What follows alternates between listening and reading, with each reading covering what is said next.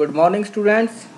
Welcome to the session. In this session, we are going to start our third unit, that is magnetic field and its effects. So, we are going to start the magnetic field, and first of all, we have to know that what do you mean by magnetic field. So, students, as you know, if there this is the if I place a pin here, suppose this is the pin. Let's take an example of okay, suppose this is the iron pin, and if this pin is left here, I left it here, then suppose it is attracted towards this direction, then you can say that there is something that is attracting this pin. So this pin is attracted in this direction due to some reason, and that we can say here is some magnetic field is there is a magnetic field due to which this pin is attracted towards the right direction. So what do you mean by magnetic field? So magnetic field is a field that attract, that is due to some reason. कोई reason होगा बच्चे जिसकी वजह से magnetic field produce होता है. So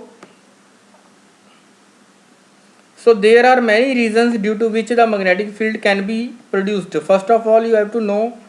Now I am clearing it. First of all, you have to know that magnetic field is denoted by B. B is the symbol that is used for a magnetic field, and its SI unit is Tesla. Tesla is the SI units. I will explain it again when I go to the PDF. First of all, this is the symbol. This is the B is the symbol that is used for magnetic field. So this is the symbol, and Tesla is the SI unit. Tesla is the SI unit, and Gauss is the CGS unit. So GAUSS Gauss, that is the CGS unit. So तीन चार चीज़ें मैंने अभी तक बच्चे आपको बताई हैं. फर्स्ट ऑफ ऑल जो तो मैंने अभी तक आपको बताया है, मैंने आपको अभी तक क्या बताया है. First of all I told you that if there is a pin, कोई पिन है suppose, and that pin is attracted towards right और लेफ्ट डायरेक्शन, देन ये पिन अट्रैक्ट हुई इस तरफ या फिर नीचे की तरफ कहीं भी अट्रैक्ट हुई, that means this is attracted due to some reason. उसका कोई रीज़न होगा. अगर ये लेफ्ट एंड राइट पे अट्रैक्ट होती है, that means there is some magnetic field in this direction. Magnetic field की कोई डायरेक्शन भी होगी, तो मैग्नेटिक फील्ड इस डायरेक्शन में होगा जिसकी वजह से ये पिन जो है इस डायरेक्शन में अट्रैक्ट हुई है. सो देन आई सेड के इसके सिंबल होगा मैग्नेटिक फील्ड का, जैसे आपने करंट का सिंबल पढ़ा है I. So in the same way magnetic field का सिंबल होगा B. So B will be the symbol for magnetic field. Then I told you that SI unit for magnetic field. SI unit for magnetic field is Tesla. So Tesla is the SI units, and the CGS unit are Gauss. इनके बारे में आगे बात होगी Gauss and Tesla के बारे में, but you have to remember कि SI units are Tesla and CGS are Gauss, and the symbol is B. इतना क्लियर है बच्चे. इसके बाद जो इम्पोर्टेंट पॉइंट्स आते हैं कि how magnetic field can be produced, तो वो डिस्कस करते हैं अभी. ठीक है. So this is the book जहाँ से हम थोड़ी हेल्प ले रहे हैं, एंड कंसेप्चुअल फिजिक्स. तो अच्छी बुक है, एक बार चेक करना आप भी, अगर आपको रिक्वायरमेंट है तो then you can drop a message to me. तो एक बार जहाँ पे चलते हैं, ठीक है, और रीड करते हैं यहाँ पे concept. So concept is similar, the space around a magnet और अ मूविंग चार्ज. तो बच्चे देखो बहुत से ऑप्शंस हैं जिसके थ्रू हम मैग्नेटिक फील्ड प्रोड्यूस कर सकते हैं. मैंने आपको पहले भी बताया था अभी स्टार्टिंग में कि magnetic field can be produced in many ways, and hair is the first way, the space around a magnet. So you magnet एक मैग्नेट है जो मैग्नेटिक फील्ड प्रोड्यूस करेगी, फर्स्ट ऑप्शन। और अ मूविंग चार्ज, बच्चे moving charge जो होता है वो भी मैग्नेटिक फील्ड प्रोड्यूस करता है, क्योंकि देखो मूविंग चार्ज क्या है, moving charge is the current. कोई चार्ज मूव कर रहा है, कोई इलेक्ट्रॉन मूव कर रहा है, वो क्या है, एक तरीके से करंट की तरह है, ठीक है। एंड दैट करंट इज, जो चार्ज है वो करंट की तरह होगा, क्योंकि टाइम के साथ वो मूव करेगा और वो क्या करेगा, produce, that will produce a magnetic field. The third option देखो, थर्ड ऑप्शन क्या है, third option is a current carrying conductor. तो एक करंट कैरिंग कंडक्टर अगर है वो भी क्या करेगा, that will also produce a magnetic field. So three options are there. First one is magnet. Magnet, due to magnet the electric field can be produced, magnetic field can be produced. And due to moving charge, moving charge हो सकता है, उसकी वजह से produce हो सकता है। और एक करंट कैरिंग कंडक्टर हो सकता है। तीन ऑप्शंस आपको मिल गए, in which its magnetic effect can be experienced. तो इसके सराउंडिंग में ना कोई स्पेस होगी, लिमिट है इसकी एक, जैसे हम देखते थे as we see in the, यहाँ पे मैं डायग्राम के थ्रू आपको ट्राई करूँगा समझाने की।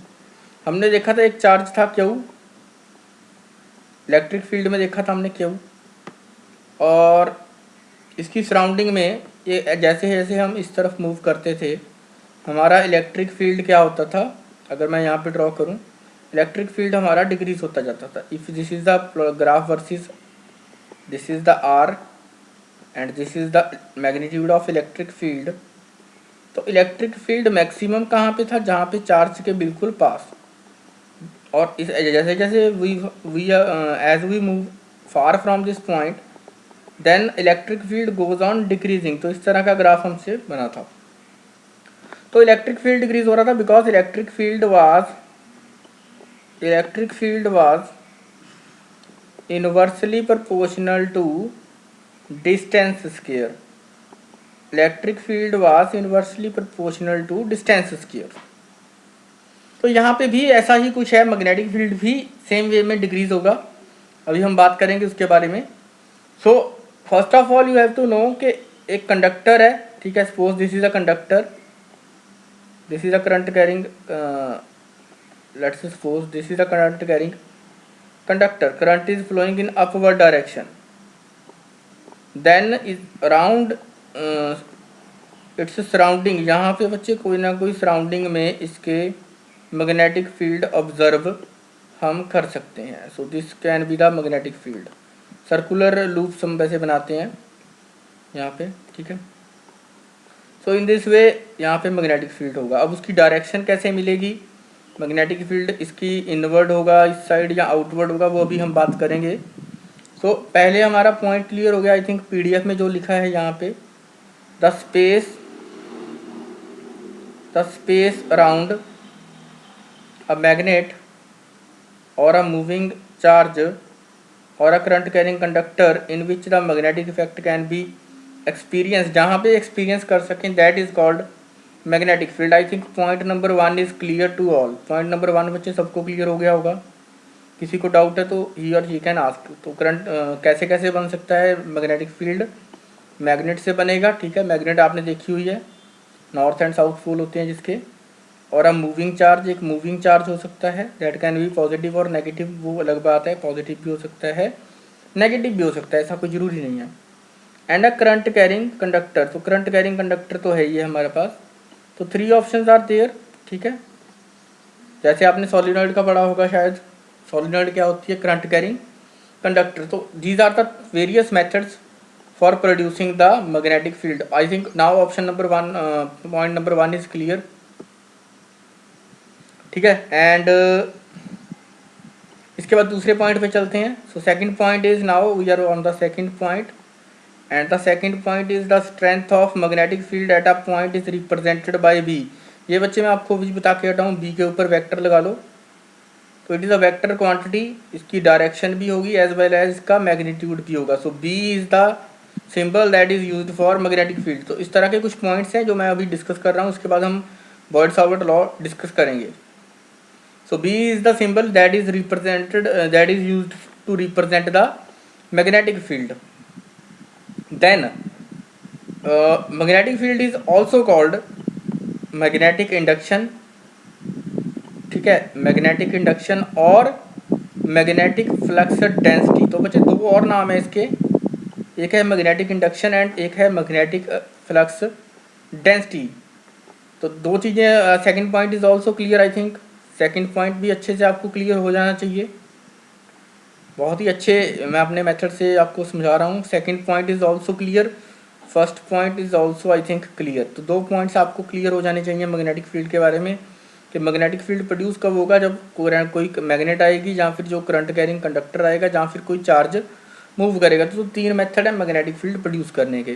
देन उसका सिंबल क्या होगा, that symbol will be B, symbol आपका बी होगा। एंड उसके दो नाम और हैं, दैट इज़ मैग्नेटिक इंडक्शन और मैग्नेटिक फ्लक्स डेंसिटी। तो मैग्नेटिक फ्लक्स डेंसिटी कैसे बोलते हैं वो आपको तब पता लगेगी जब हम मैग्नेटिक फ्लक्स के बारे में बात करेंगे, ठीक है। So 2 points are clear, can we move to the third one, first point as well as second point, both are clear,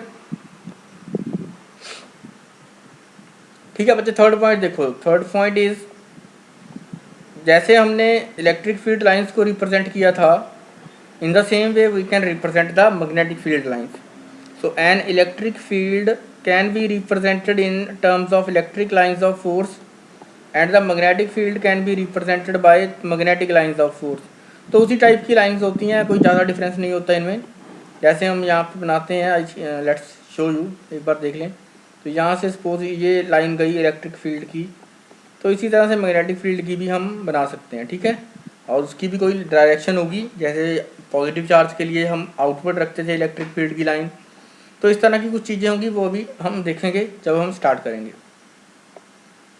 so 3 points are clear, first 3 points concept of magnetic field we are doing, and after that we will start the bird-Savart law. Bird-Savart law start करेंगे, एक दो numerical देखेंगे और अच्छे से करेंगे ताकि आपको पूरा कंसेप्ट क्लियर हो। So I think concept of magnetic field के 3 points, first 3 points are clear, first 3 points are clear. So we are moving to next point.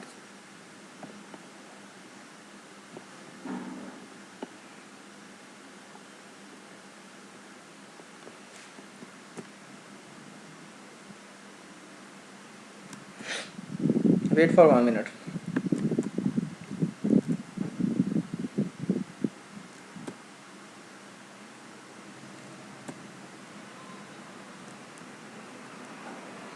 So first 3 points we have discussed, and now we are moving to point number 4.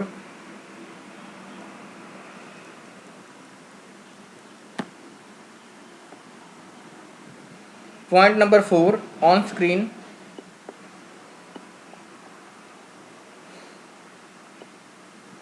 हाँ बच्चे, ये point वही है जो हमने discuss किया था electric field lines में, है ना।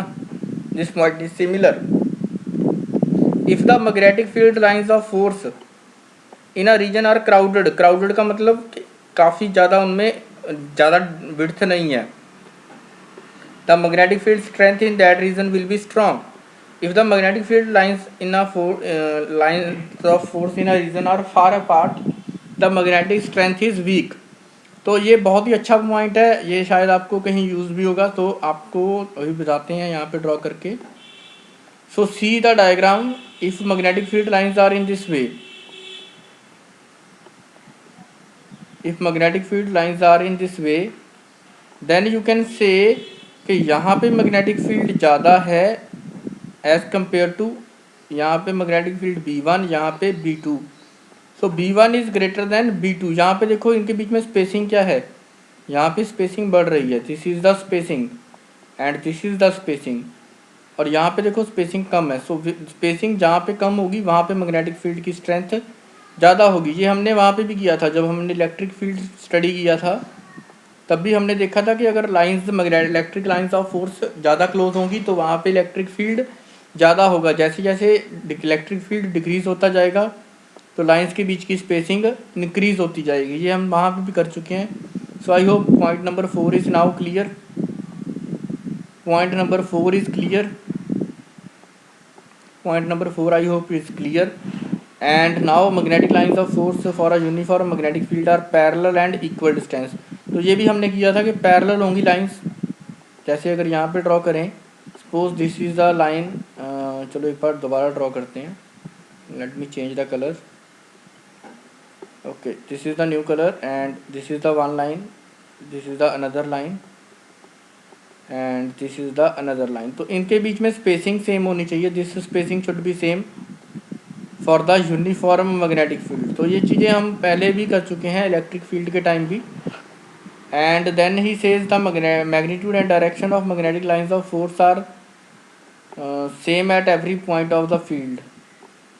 तो ठीक है, मैग्नीट्यूड एंड डायरेक्शन बच्चे सभी की यही होगी, देखो राइट ही है, तो मैग्नेटिक फील्ड की डायरेक्शन सभी लाइंस की सेम होगी। तो इस तरह के कुछ पॉइंट्स हैं, इनको आप एक बार स्टडी करना, ठीक है। 5 points we have discussed and the magnetic field lines of force for a non uniform magnetic field are curved और अनइक्वल। हाँ, ये हम डिस्कस कर चुके हैं कि अगर यूनिफॉर्म नहीं है तो क्या होगा, कुछ ना कुछ चेंज होगा।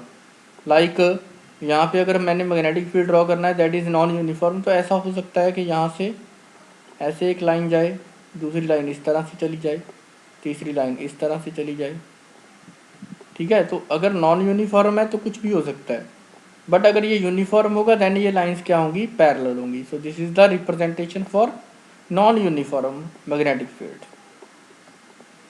तो 6 पॉइंट्स वी हैव डिस्कस्ड। किसी को अगर इसमें डाउट कहीं पे लगता है देन ही और शी कैन आस्क।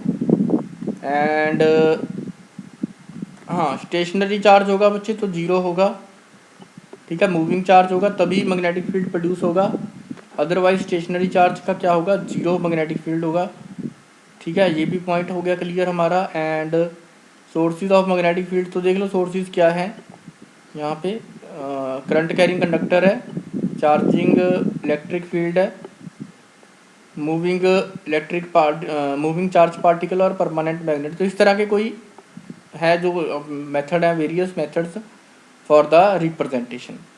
तो आई थिंक जो भी अभी तक हमने किया आपको क्लियरली समझ आ गया होगा। कहीं पे भी कोई डाउट लगता है then you can ask it again. तो एक बार I am going through the PDF again through these points.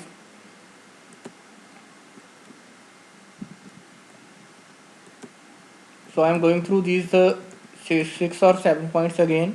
So we were discussing the concept of magnetic field. तो concept of magnetic field हम कर रहे थे, ठीक है। concept of magnetic field, first point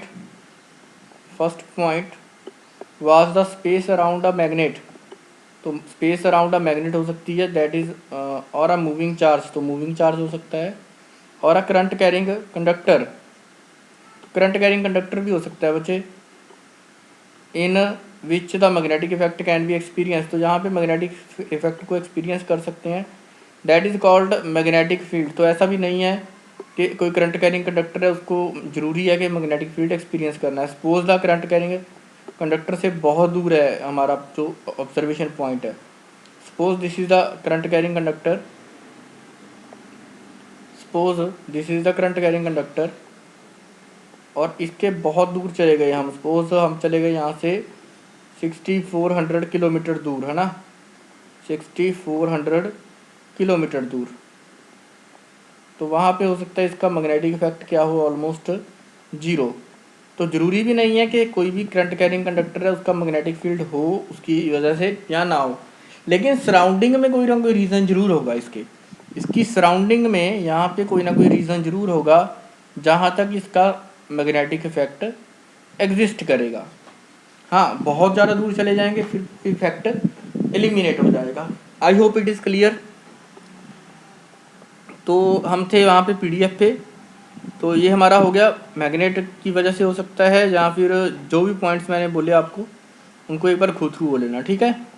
then second point, the strength of magnetic field data represented by B। तो ये मैंने आपको बता दिया कि सिंबल किससे होगा, सिंबल होगा B, और इसके दूसरे नाम क्या है, मैग्नेटिक इंडक्शन, ठीक है। मैग्नेटिक इंडक्शन बोल देते हैं कई बार, एंड कई बार मैग्नेटिक फ्लक्स डेंसिटी भी बोल देते हैं, ठीक है। So these are the key points, इनको अच्छे से आप याद करें, वेरी इंपॉर्टेंट एंड यूज़फुल। तो बहुत ही इंपॉर्टेंट है और बहुत ही यूज़फुल रहेंगे, आपको ये सब कुछ पता होना चाहिए। Then third point, an electric field can be represented, जैसे हमने इलेक्ट्रिक फील्ड लाइंस को रिप्रेजेंट किया था वैसे ही हम इलेक्ट्रिक लाइंस फील्ड को भी, मैग्नेटिक फील्ड को भी रिप्रेजेंट कर सकते हैं,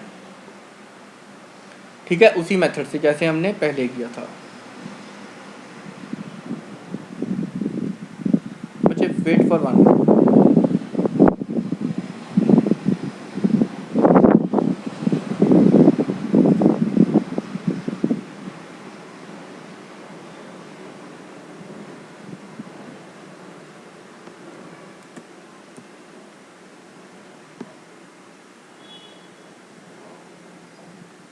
wait for 1 minute.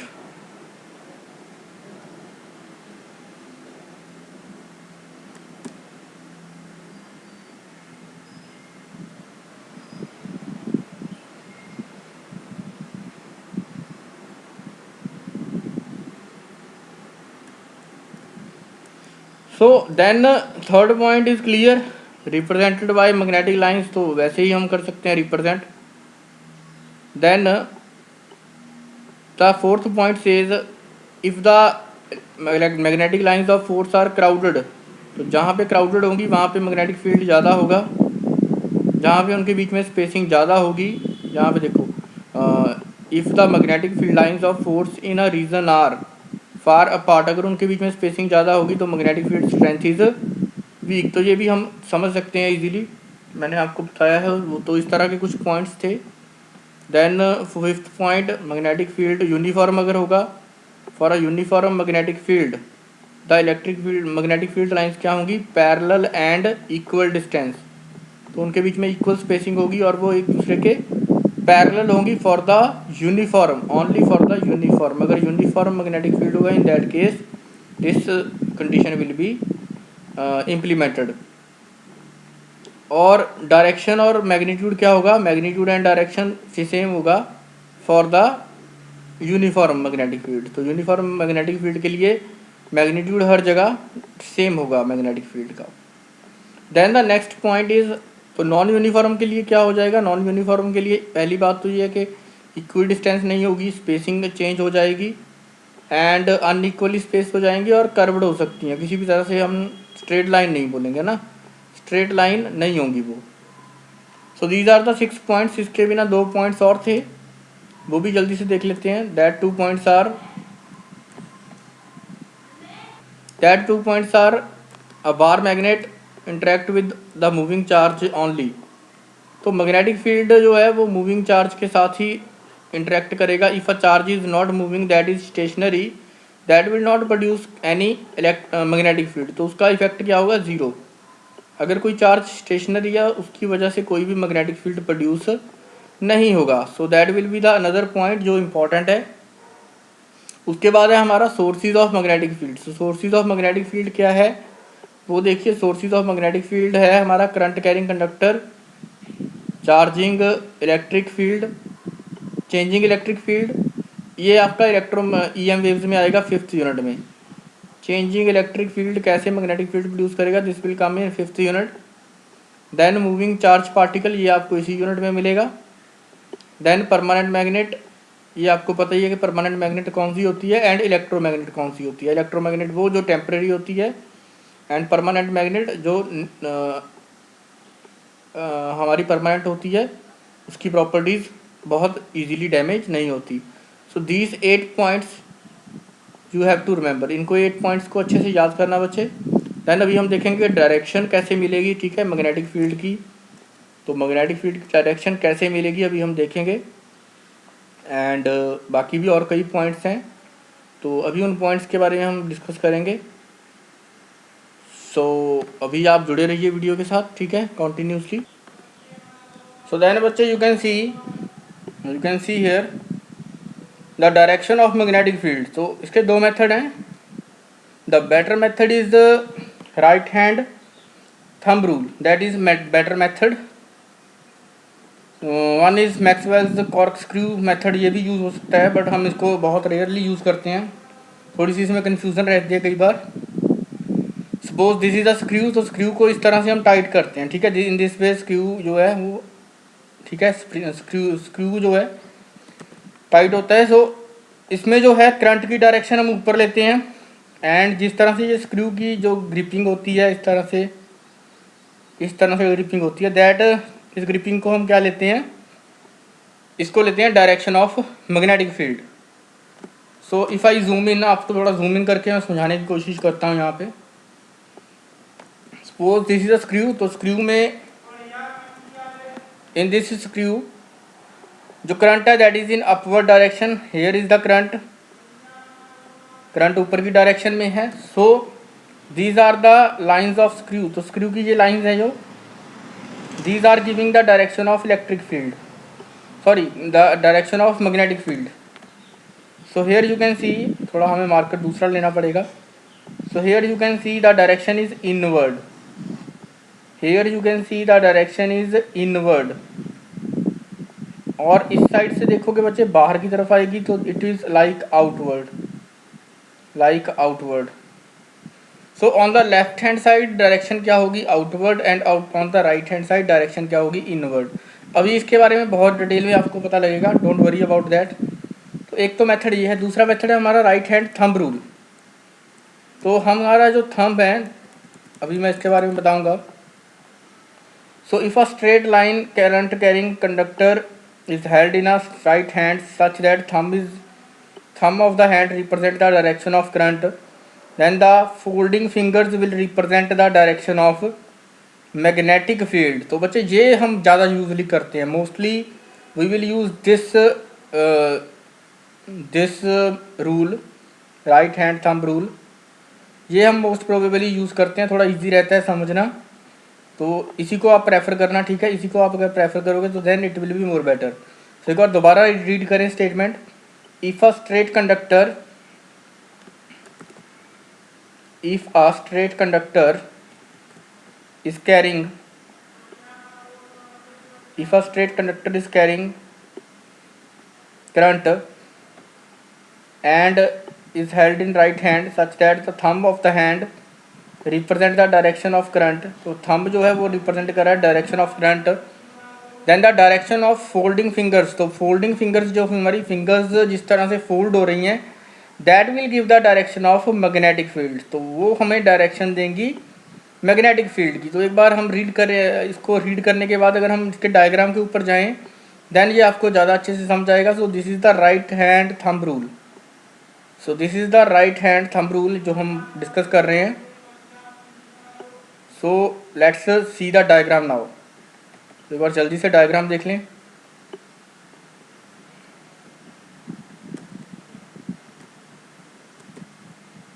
So here is the diagram, here is the diagram. So इस डायग्राम को आप समझ सकते हो। So this is my hand and the current is flowing in this direction upward, current is flowing in the upward direction in this way, current is flowing। So if I my thumb will give the direction of current and my fingers, जिस तरह से मेरी fingers fold होंगी that will give the direction of magnetic field। so यहाँ पे देखो fingers अंदर की तरफ fold होंगी, so on this side magnetic field will be inward। तो इस साइड पे magnetic field क्या होगा, inward, inward magnetic field। And on this side magnetic, ये फिंगर्स मेरी बाहर की तरफ आ जाएंगी अगर मैं हैंड को क्लोज करूँगा। So on this side magnetic field will be outward. तो इसके बारे में बच्चे डिटेल में हम बॉयड-सावर्त लॉ में पढ़ेंगे अभी। I will start that immediately after, थोड़ा सा ये कर लें एक बार, देन हम स्टार्ट करेंगे। So on the right hand side ये इनवर्ड होगा and on the left hand side it is outward. Students, one more thing you have to understand in this lecture is for the inward magnetic field, अगर magnetic field inward होगा, for that we will use the sign cross।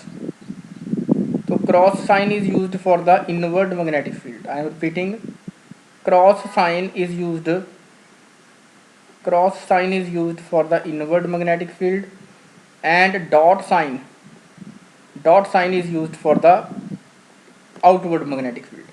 तो ये जो screen है अगर इससे outward magnetic field होगा जिस तरह से यहाँ पे मेंशन किया हुआ है तो ये बनेगा डॉट। अगर यहाँ पे मैग्नेटिक फील्ड की बात करेंगे दैट विल बी इनवर्ड और उसका बनेगा क्रॉस। ये कुछ इंपॉर्टेंट पॉइंट्स थे जो अभी तक मैंने आपको बताए और इसके बाद हम अब डिस्कस करते हैं Biot Savart law and after that एक बॉयड सावर्ट लॉ के हम एक अच्छा वेक्टर फॉर्म में भी देखेंगे बॉयड सावर्ट लॉ कैसे हम रिप्रेजेंट करते हैं।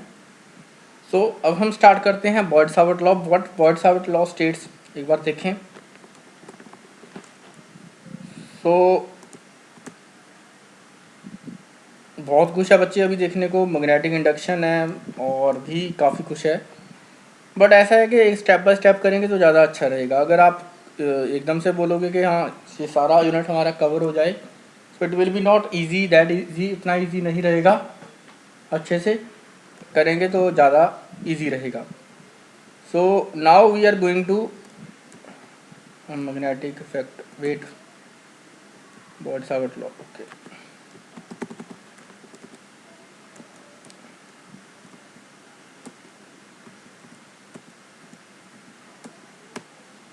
सो here is the Biot Savart law. बच्चे यहाँ पे बॉयड सावर्ट लॉ हमें मिल चुका है।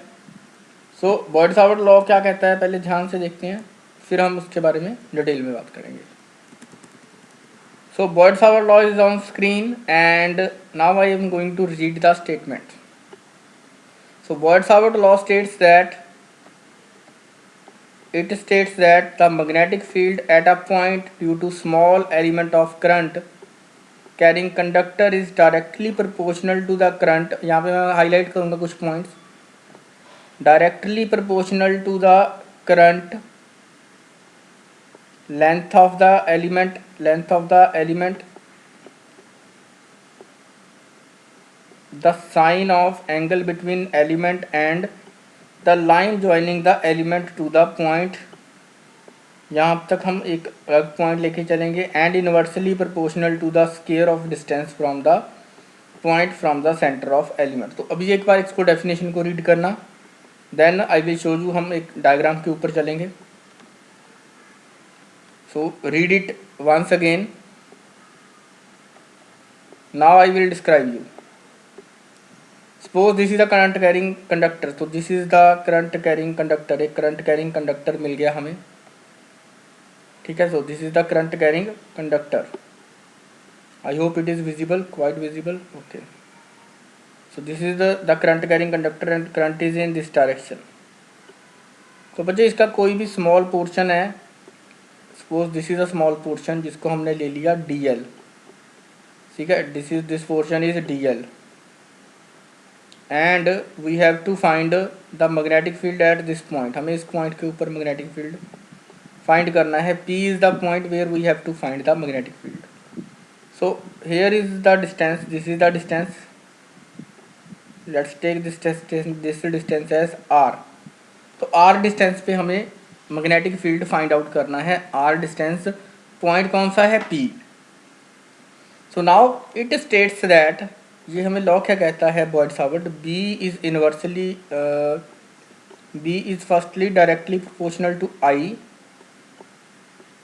ठीक है। I के साथ साथ हम इसको DL भी लिख लेते हैं, IDL, and this IDL is called current element. इस IDL को हम बोल देते हैं करंट एलिमेंट। करंट एलिमेंट की एक हम डायरेक्शन भी इसको वेक्टर क्वांटिटी बोल देते हैं, this is called current element. Current कितने लेंथ के एलिमेंट के थ्रू जा रहा है, that is called current element, और इसको रिप्रेजेंट करते हैं IDL। और इसकी डायरेक्शन कौन सी होगी, जो डायरेक्शन करंट की है वही डायरेक्शन करंट एलिमेंट की है। So IDL is the vector. चलो अभी इसका मैग्नीट्यूड ही ले लेते हैं IDL। सो IDL के directly proportional B is directly proportional to sine of theta. Sine theta के भी डायरेक्टली प्रोपोर्शनल है। अब थीटा कौन सा एंगल है ये आपको मैं डायग्राम में बताता हूँ। So sine theta, now see which angle is theta. Here you can see this angle between ideal vector ये है ऊपर की तरफ, एंड आर वेक्टर कौन सा है, this is the R vector. So this angle is theta, ये angle जो है that is angle is called theta. तो जितना बड़ा थीटा होगा, मीन्स अगर साइन 90 की वैल्यू की जाए, साइन 90 इज 1, तो अगर जितनी डिस्टेंस जिस एंगल इज विल बी ये जितनी साइन थीटा की मैक्सिमम वैल्यू होगी दैट विल बी एक्सेप्टेबल, तो उतना ज़्यादा मैग्नेटिक फील्ड होगा। Then it is inversely proportional to distance square. तो जितनी डिस्टेंस ज़्यादा होगी उतना मैग्नेटिक फील्ड कम होता जाएगा। So inversely proportional to r square. अब इन तीनों को कंबाइन कर देते हैं हम, ठीक है। तीनों को combine, after the combining these three we will get, इन तीनों को बच्चे कंबाइन करने के बाद हमें क्या मिलेगा, बी इज इक्वल टू एक कांस्टेंट आ जाएगा, that is mu naught by 4 pi. Mu naught by 4 pi, इसके बारे में भी हम बात करेंगे। अभी बहुत से लेक्चर बनेंगे मैग्नेटिक फील्ड के ऊपर, बिकॉज ये एक बहुत लेंथी यूनिट है। Mu naught by 4 pi I D L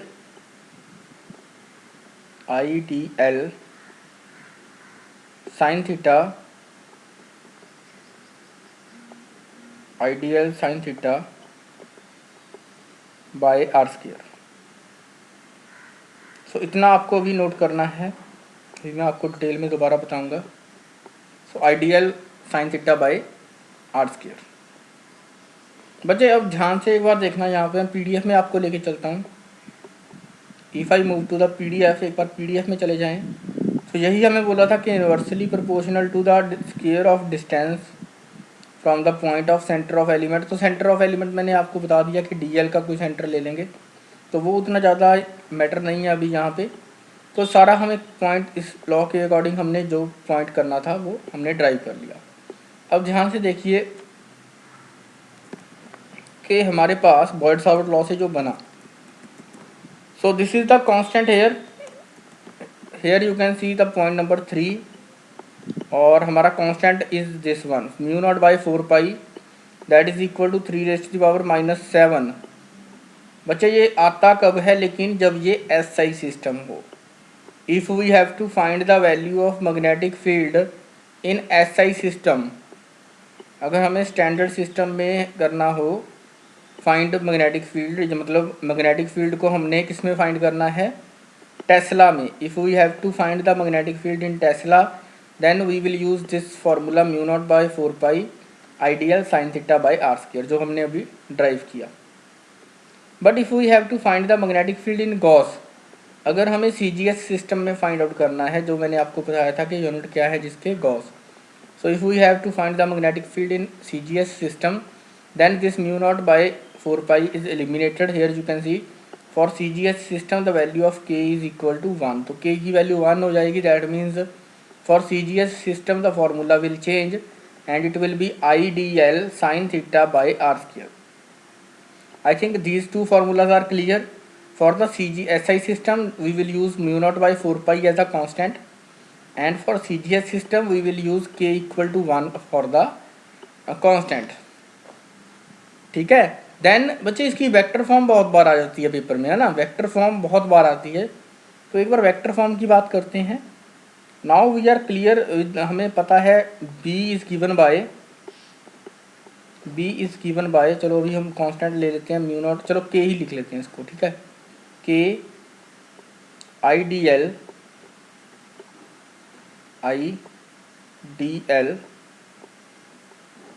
then sine theta by are square,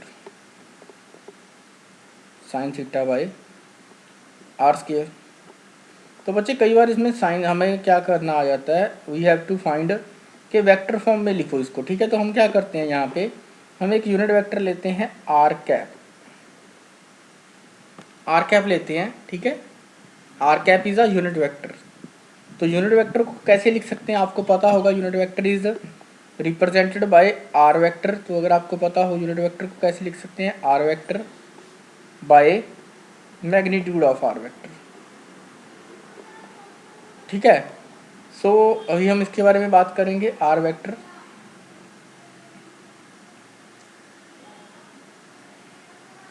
चलो एक काम करते हैं, आइडियल, हाँ अभी हम वेक्टर प्रोडक्ट लिख लेते हैं। आइडियल साइन थीटा मिलता है ना हमें, तो हम क्या करते हैं, इसको आर के साथ मल्टीप्लाई कर देते हैं और आर के साथ डिवाइड कर देते हैं।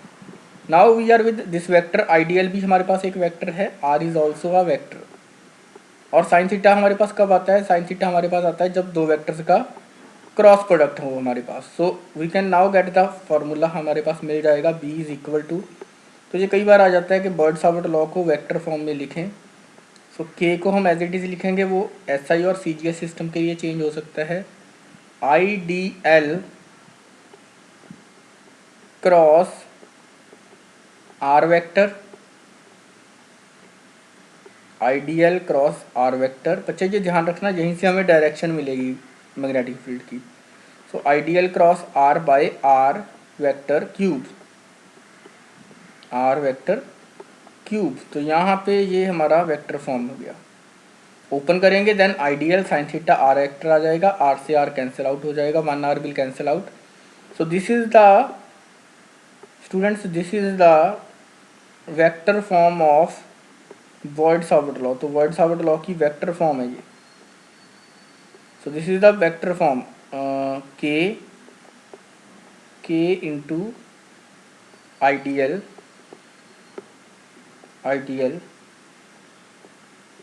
Cross R vector by R vector cube, so this is the Biot Savart law's vector form. K की वैल्यू बच्चे पुट हो सकती है, K can be mu naught by 4 pi. इसकी दो वैल्यूज़ हैं, हमें पता है। For the SI system we have mu naught by 4 pi, and for the CGS system it is equal to 1। So these are the two values. ये भी हो सकती है, ये भी हो सकती है, that will depend, but this will be the vector form. तो वेक्टर फॉर्म के लिए क्या होगा, ideal cross R by vector R cube. So I hope this is clear. And इसके बिना बच्चे और क्या आता है इसमें से, अभी हम देख रहे हैं। मैं सोचता हूँ और क्या आता है इसमें।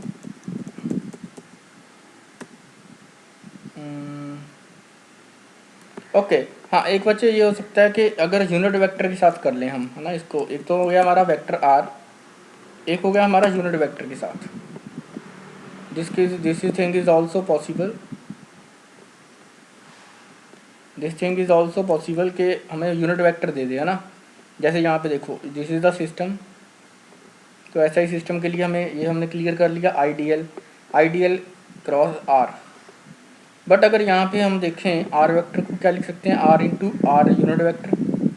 तो इस R के साथ इसने 1 R कैंसिल कर दिया, दैट मीन्स हम इस फॉर्म में भी लिख सकते हैं, mu naught by 4 pi ideal cross unit vector, this is the unit vector. तो जब यूनिट वेक्टर आ जाएगा देन इन दैट केस नीचे क्या रहेगा, R स्क्वायर ही रहेगा।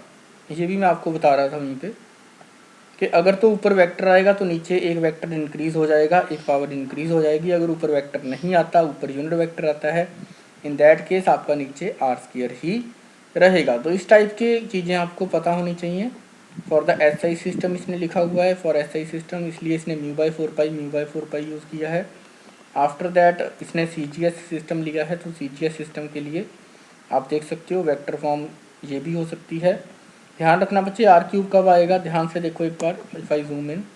R क्यूब कब आएगा, R क्यूब तब आएगा जब ऊपर वेक्टर होगा R। If it is unit vector, अगर ये यूनिट वेक्टर लेते हो, इन दैट केस यहाँ पे R स्क्वायर रहेगा। तो ठीक है बच्चे, इतना आपको क्लियर है। एंड इसके बिना बॉयड-सावर्ट लॉ में जो भी है, ठीक है, बाकी डिटेल में हम नेक्स्ट वीडियो में डिस्कस करेंगे। एंड मेन यही है कि आपको यही फार्मूला यूज़ करना है मैग्नेटिक फील्ड के लिए, ठीक है। तो आइडियल साइन थीटा वगैरह सारा यूज़ होगा। तो एक बार डिस्कस करेंगे नेक्स्ट, उसमें नेक्स्ट लेक्चर में हम देखेंगे इसके और एप्लीकेशंस क्या हैं। बॉयड-सावर्ट लॉ से रिलेटेड बच्चे कोई भी प्रॉब्लम आती है देन यू कैन आस्क, और इसकी एप्लीकेशंस क्या है, क्या इसकी डेरिवेशंस थी बॉयड-सावर्ट लॉ की, ठीक है, वो हम भी देखेंगे नेक्स्ट यूनिट में। और इसकी कुछ प्रॉपर्टीज़ देख लेते हैं यहाँ पे, some important features of Biot Savart law. तो हाँ, करंट की सिमेट्रिक डिस्ट्रीब्यूशन होनी चाहिए। ऐसा नहीं है कि कहीं पे करंट ज़्यादा है कंडक्टर में, कहीं पे कम है, तो करंट सिमेट्रिक होना चाहिए। वेरी स्मॉल लेंथ कंडक्टर, तो ये भी बात, कुछ चीज़ें हैं जो पॉइंट्स आपको याद रखने होंगे। हाँ, this law can not be easily verified experimentally as the current carrying conductor of very small length can not be obtained practically. तो ये प्रैक्टिकली हम नहीं करके देख सकते इजीली। तो ये कुछ पॉइंट्स हैं, इनको आप एक बार गो थ्रू हो जाना, ठीक है। Analogous to Coulomb's law electrostatic, because inversely proportional उसमें भी होता है डिस्टेंस के, और यहाँ पे भी इन्वर्सली प्रोपोर्शनल है डिस्टेंस के, तो इसलिए यहाँ पे लिखा हुआ है कि एनालॉजियस टू कूलम्स लॉ। तो कुछ पॉइंट्स हैं जो फीचर्स लिखे हुए हैं बर्ड्स-ऑवर लॉ के, you can go through these, ठीक है, गो थ्रू दीज पॉइंट्स, एक बार आप गो थ्रू हो जाना। लेट मी शो यू, एक बार आपको शो कर दूँ।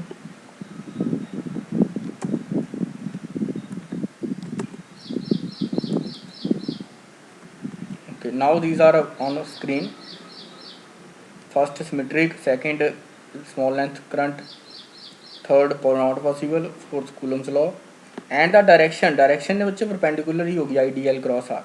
अब देखो यहाँ पे अगर मैं करंट कैरिंग कंडक्टर बनाऊँ, if I make a current carrying conductor here this one, suppose this is the current carrying conductor, तो अभी हमारी एक बात रह गई थी जो डायरेक्शन की थी, this is the current carrying conductor and we have to find suppose magnetic field at this point. So this is the direction of R vector की डायरेक्शन ये, आइडियल वेक्टर की डायरेक्शन ये। तो हमारा बी मैग्नेटिक फील्ड की direction कहाँ से मिलेगी, आइडियल क्रॉस आर से, IDL vector cross R vector. So IDL vector is upward, IDL vector किस तरफ है, ऊपर की तरफ। सो यहाँ पे देखो बच्चे ध्यान से, आइडियल वेक्टर इज अपवर्ड, इसको इसके साथ क्रॉस करेंगे, if I make a cross of this one, IDL cross this vector, तो इसका एक वेक्टर रिजल्टेंट बनेगा दैट विल बी इनवर्ड। तो resultant vector will be inward and perpendicular to, इसके भी परपेंडिकुलर होगा आइडियल के, और आर के भी परपेंडिकुलर होगा। आपने पढ़ा होगा जब क्रॉस प्रोडक्ट लेते हैं तो resultant will be perpendicular to both the vectors. तो दो वेक्टर्स का क्रॉस प्रोडक्ट में जो रिजल्टेंट मिलता है दैट इज, जिसको हम लिखते हैं एन कैप, जो यूनिट वेक्टर होता है, that is perpendicular to both the vectors. तो दोनों वेक्टर्स के परपेंडिकुलर होगा। और बाकी बर्ड्स-ऑवर लॉ से कोई भी प्रॉब्लम है बच्चे, नेक्स्ट लेक्चर में हम डिस्कस करेंगे। Thank you so much.